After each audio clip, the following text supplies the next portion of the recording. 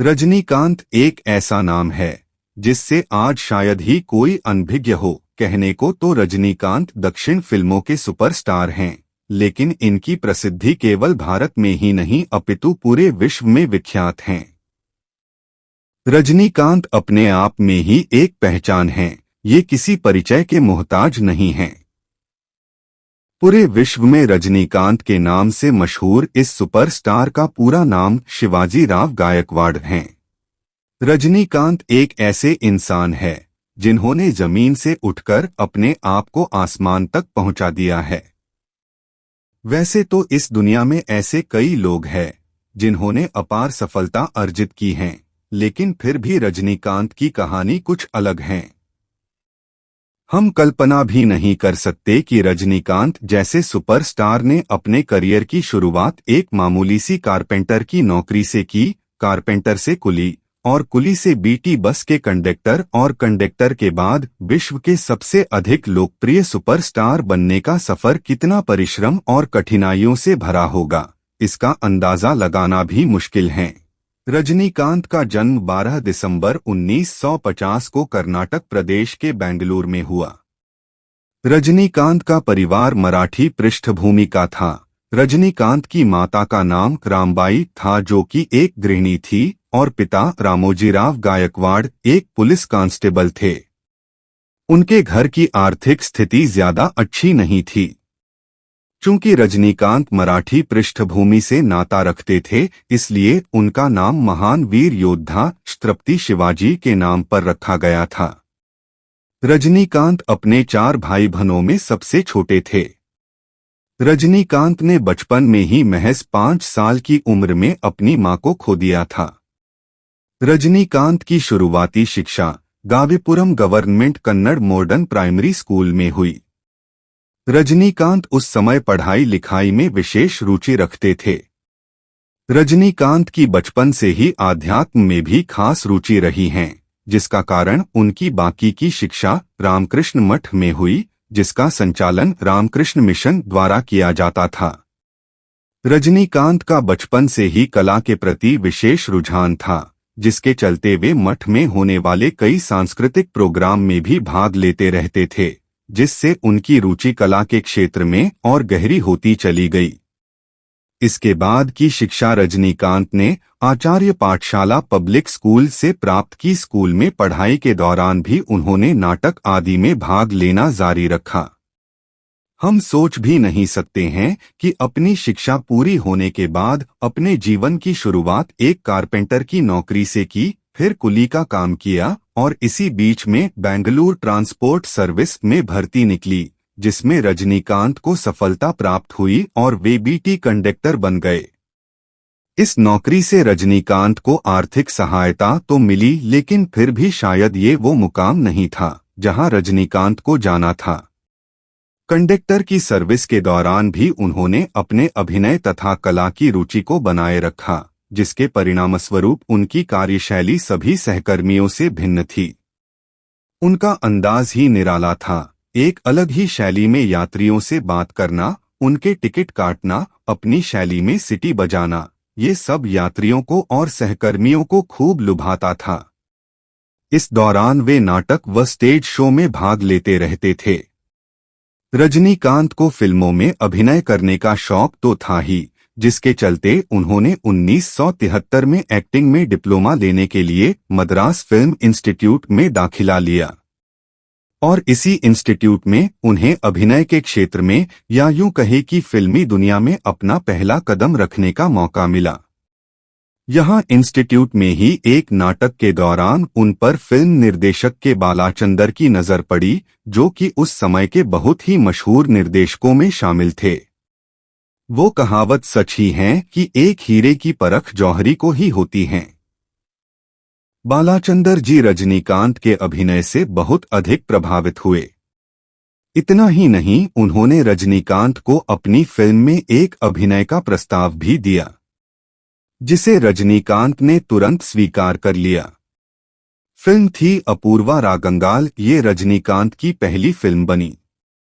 इस फिल्म में रजनीकांत का किरदार जरूर छोटा था, लेकिन उनकी अभिनय क्षमता ने बरबस ही सबका ध्यान अपनी ओर आकर्षित किया। इस तरह बालाचंदर जी उन्हें उस फिल्मी दुनिया में ले आए जहां रजनीकांत आना चाहते थे। लेकिन ये तो महज एक सफर की शुरुआत ही थी, अभी तो करने के लिए बहुत कुछ बाकी था। रजनीकांत को बालचंदर जी ने ही तमिल भाषा सीखने को कहा, जिसे सुनते ही उन्होंने तमिल सीख लिए। अब वे और आगे बढ़ते गए। रजनीकांत ने 24 फरवरी 1981 को आंध्र प्रदेश के तिरुपति में लता रंगाचारी नाम की लड़की से शादी की। लता एथिराज कॉलेज की स्टूडेंट थी। लता जी ने अपनी कॉलेज मैगजीन के लिए रजनीकांत का इंटरव्यू लिया था। यही उनकी पहली मुलाकात हुई थी। रजनीकांत के परिवार में उनकी 2 बेटियां ऐश्वर्या और सौंदर्या है। रजनीकांत की पत्नी दी आश्रम नाम से एक स्कूल चलाती हैं। रजनीकांत की बेटी ऐश्वर्या की शादी 18 नवंबर 2004 को अभिनेता धनुष से हुई है और छोटी बेटी सौंदर्या, जो कि तमिल फिल्म जगत में प्रोड्यूसर एवं डायरेक्टर हैं, उन्होंने 3 सितंबर 2010 को बिजनेसमैन श्विन रामकुमार से शादी की है। रजनीकांत ने लगभग 190 फिल्मों में काम किया है, जिनमें तमिल, कन्नड़, तेलुगु, मलयालम, हिंदी, इंग्लिश एवं बंगाली फिल्में शामिल हैं। इन फिल्मों के लिए उन्हें बहुत सारे अवार्ड्स से सम्मानित किया गया है। रजनीकांत को अपना पहला फिल्म फेयर अवार्ड 1984 में नल्लवमुकु नल्लवन फिल्म में बेस्ट तमिल एक्टर के लिए दिया गया था। रजनीकांत को तमिलनाडु सरकार की तरफ से 1984 में कलाईमणि अवार्ड दिया गया। भारत सरकार ने सन 2000 में उन्हें पद्म भूषण से नवाजा। एशियाविक द्वारा रजनीकांत को दक्षिण एशिया का सबसे प्रभावशाली व्यक्ति घोषित किया गया था। 2007 में एनडीटीवी ने रजनीकांत को Indian entertainer of the year से सम्मानित किया। फोर्ब्स इंडिया ने 2010 में रजनीकांत को भारत के सबसे प्रभावशाली और प्रसिद्ध व्यक्तियों में शामिल किया। 2011 में एनडीटीवी ने रजनीकांत को मोस्ट स्टाइलिश एक्टर का खिताब दिया। 2013 दिसंबर में एनडीटीवी ने रजनीकांत को 25 ग्लोबल लिविंग लीजेंड की सूची में शामिल किया। सन 2016 में पद्म विभूषण देकर सम्मानित किया। सिनेमा एक्सप्रेस और फिल्म फैंस एसोसिएशन की ओर से भी रजनीकांत को कई पुरस्कार मिले हैं। इन अवार्ड्स के अलावा भी रजनीकांत को कई फिल्मों के लिए श्रेष्ठ अभिनेता का खिताब मिल चुका है। रजनीकांत बहुत ही दानशील हैं। वे अक्सर सामाजिक कार्यों के लिए दान देते रहते हैं। रजनीकांत पहले ज्यादातर फिल्मों में विलेन नेगेटिव किरदार ही निभाते थे। रजनीकांत की पहली बॉलीवुड फिल्म अंधा कानून थी, जो कि सन 1983 में आई, जिसमें उन्होंने हेमा मालिनी और अमिताभ बच्चन के साथ अभिनय किया। रजनीकांत ने जब अपना ट्विटर अकाउंट बनाया तो 24 घंटों में ही उनके फॉलोवर्स की संख्या 2,10,000 हो गई।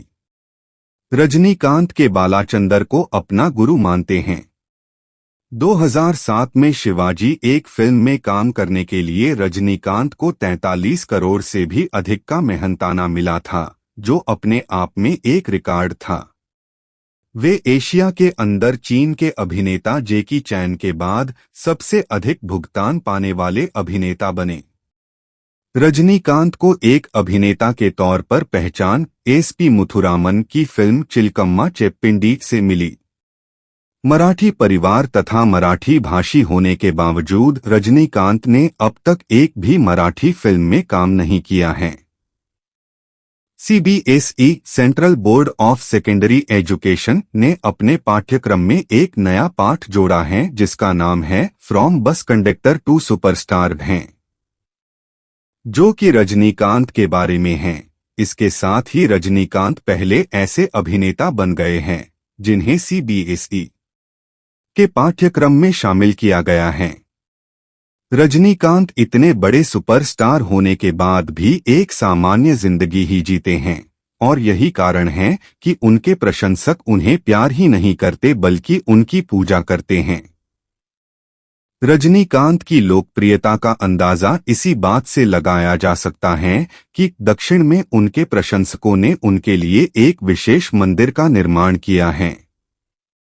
हास्य या चुटकुलों की दुनिया में रजनीकांत को एक ऐसे किरदार के रूप में जाना जाता है जो सब कुछ कर सकता है, जिसके लिए कोई भी कार्य नामुमकिन नहीं है।